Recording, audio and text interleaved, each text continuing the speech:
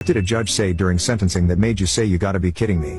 1. Not my case, but a 17 to 18-year-old boy accused and found guilty of sexually assaulting a girl he'd come across in the street late one night as she was making her way home after a big night out, and yes, she was drunk, not that it makes a difference. He dragged her into a nearby park and was in the process of trying to remove her clothes while she tried to resist him when a police patrol turned up and caught him in the act. He had been spotted forcing her into the park on a CCTV camera, and the operator had called it in and reported it. Evidence is gathered, court case goes ahead, and our lucky lad, please recognize the sarcasm, is found guilty and facing a minimum of 20 years in jail. Judge thanks jury, then sets aside the verdict/suspends the sentence and puts him on a good behavior bond and some very minimal amount of community service. Why, you might ask? The judge said as the boy was attending the highbrow upper-class very expensive private school and had a promising future ahead of him. Having a custodial sentence on his record would not be good for him. The court on this occasion could be lenient. The interesting thing about the boy with a promising future ahead of him was that he already had a shady past. 3 prior charges for things like assault, public lewdness, and another sexual assault charge. It must be good to have the right connections.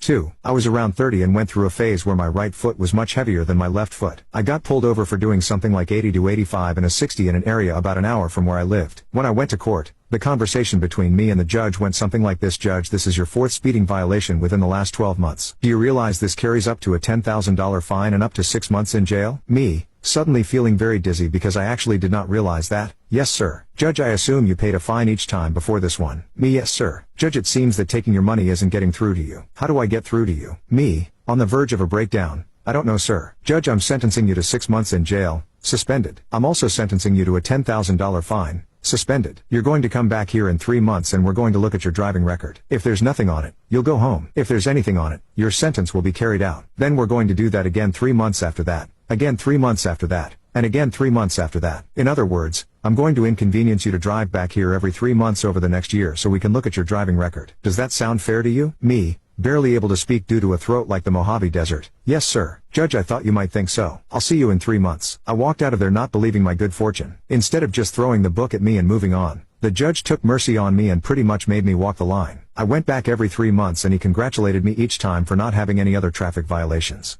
3. I was charged with a DUI, deserved. Spent the night in jail and the court date was scheduled for a long time later. On the court date, while waiting in my attorney's office, another man was there, nicely dressed and well-spoken. He ranted about getting a DUI, said he just had a couple drinks with supper and was pulled over for no reason. He said the cop must have misread the blow test and he was going to have it out with that cop when he gets into court. Then he asked if I felt the same about my situation. I told him, no, I only feel remorse. Just after saying that, my attorney appeared and told the other guy, let's go. They left together and in about 1 minute my attorney returned and said my case was dismissed. Turns out the other guy was the judge and was seeking out my honest position. I have never had a drink after this incident.